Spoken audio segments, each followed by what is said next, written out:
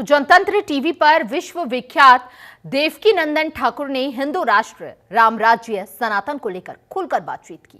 क्या कुछ उन्होंने कहा, सुनिए जरा। कथावाचक देवकीनंदन ठाकुर जी महाराज मौजूद हैं और इस वक्त अयोध्या के अंदर अगर हम बात करें तो अयोध्या में उत्सव का माहौल है और उत्सव में चार चांद लगाने का काम यहाँ पर महाराज जी द्वारा किया जा रहा है। लगातार कथा में भारी संख्या में लोग आ रहे हैं और मैं वहाँ पे मौजूद था। हर कोई अयोध्या आने के बाद सीधे आपके पास आ रहा है। किस तरीके का लोगों के अंदर जो उत्साह और उमंग नजर आ रहा है और आप भी अयोध्या को कितना बदला हुआ देख रहे हैं? देखिए, मेरा सौभाग्य है कि सनातनी मुझे इतना प्रेम करते हैं और उनका प्रेम भी तो हम लोगों का बल बनता है ना, कि जब कोई सनातनी धर्मगुरु कोई भी सत्कर्म करता है या और आगे अपने समाज को ले जाना चाहता है तो उसके पीछे एक सपोर्ट चाहिए होता है और वो सपोर्ट होता है सनातनी लोगों का।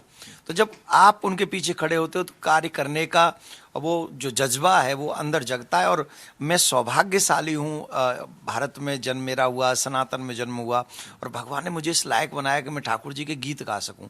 टूटी फूटी बाणी है उससे थोड़े से हरि के गीत गा लेता हूँ और उसमें अपने भारत के युवाओं को जगाने का प्रयास करता हूँ।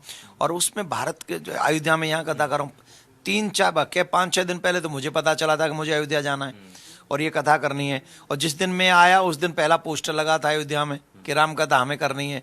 और जब मैं आया पंडाल में एक भी आदमी नहीं था, मतलब नहीं एक आदमी नहीं, 2-4 आदमी तो थे, पर हमने तो राम के गीत गाए और आज देखो ऐसा आनंद है। तो हमारा ये है कि राम जी की शरण में आए हो, राम जी के उत्सव में आए हो, राम जी प्रकट हो रहे हैं 22 जनवरी को और हम सब उसमें सम्मिलित हैं जैसे सनातनी, तो हम सब के लिए गौरव की बात है और सब सनातनियों को इस पर गौरव करना चाहिए।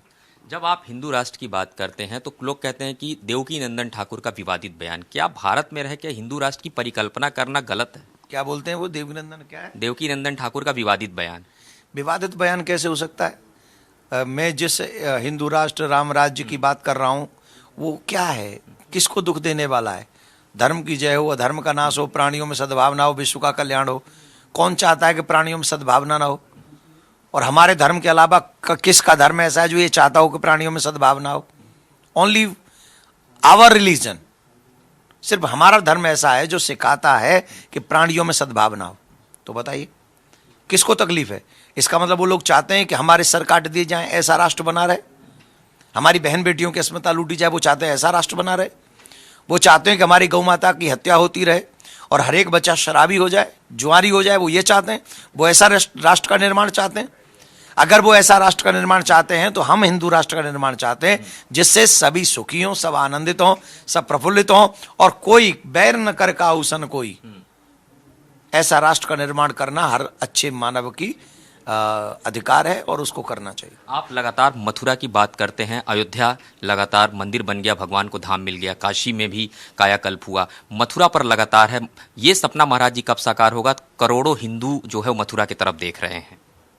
जब तक सुप्रीम कोर्ट का निर्णय नहीं आया था तब तक तो लोग अयोध्या में राम मंदिर की कल्पना भी नहीं कर रहे थे। सब लोग कह रहे थे झूठ है, होगा ही नहीं, रामलला हम आएंगे, तारीख नहीं बताएंगे, यही बोलते थे। अब तो तारीख निश्चित है 22 जनवरी। तो मतलब अगर हमारे इंग्लिश में ये एक बात है ना, practice makes a man perfect. आप प्रैक्टिस करिए, मतलब आप चलते रहिए। चरे वेती वेद कहते हैं, रुको मत। रुक गए तो हार गए, आप चलते रहोगे तो जीत जाओगे। 500 वर्ष की लड़ाई है जो 22 जनवरी को पूरी हो रही है।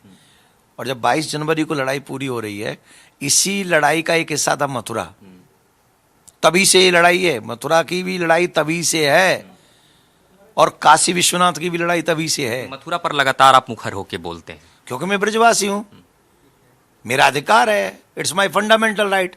और मैं धर्माचार्य हूं। ऐसे धर्माचार्य अगर मैं भागवत कथा 28 साल से कर रहा हूं तो मथुरा कृष्ण भूमि पे कौन बोलेगा? मतलब मैं ठाकुर जी के नाम की पूड़ी में खाऊं और भगवान को छोड़ दूं किसी और के हवाले? नहीं। अगर उनके नाम से लड्डू में खा रहा हूं तो उनके कार्य को करने की भी जिम्मेदारी मेरी है। और जो कृष्ण को पूछते हैं, मेरा साथ देने का अधिकार उनका है। जिनको लगता है कि हाँ मेरे कृष्ण की बात जो मैं कह रहा हूं वो प्रमाणित है, सही है, गलत नहीं है, तो हर उस सनातनी को मेरा साथ देना चाहिए जो अपने आप को सनातनी समझता है। धन्यवाद। एक आखिरी सवाल महाराज जी, आमंत्रण बहुत लोगों को गया और कुछ लोगों के पास जब तक आमंत्रण नहीं पहुंचा था वो कहते थे आएगा तो बताएंगे। तमाम लोग हैं, आमंत्रण गया, लेकिन आमंत्रण के बाद अयोध्या की उत्सव से अपने आप को दूर रख रहे हैं। उनका कहना बीजेपी आरएसएस का कार्यक्रम में हमारा क्या काम है? आप बीजेपी के? हाँ या ना? नहीं। मैं बीजेपी का नहीं हूँ। इनमें से जो मेरी कथा में आया मोस्टली लोग तो सब बीजेपी के नहीं होंगे। ये बात सनातन को बांट है ना। और अगर ये राम के चाहने वाले सब बीजेपी के हो गए तो क्या होगा?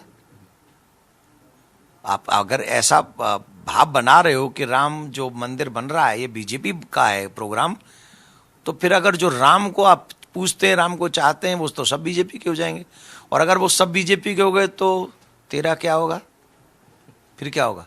24 में क्या होगा? मैं वही कह रहा हूं ना। फिर ऐसे मत कहिए। राम सनातन के हैं और सनातनी सब पार्टी में है। इसलिए जो सनातनी है वो राम जी के यहाँ आओ, प्रेम करो। 22 को मत आओ, 23 को आ जाओ, 24 को आ जाओ, 25 को आ जाओ। यार जब तुम्हारी पत्नी कह दे कि तुम फ्री हो चले जाओ, तब आ जाओ, पत्नी को लेके आ जाओ। इसमें झगड़ा नहीं, झंझट नहीं, भ्रम मत पैदा करो, युद्ध मत बनाओ। युद्ध नहीं, अयोध्या है ये, युद्ध से विरक्त है। ठीक है, धन्यवाद। बहुत बहुत धन्यवाद। कैमरामैन विवेक के साथ गौरव मिश्रा, जनतंत्र टीवी, अयोध्या।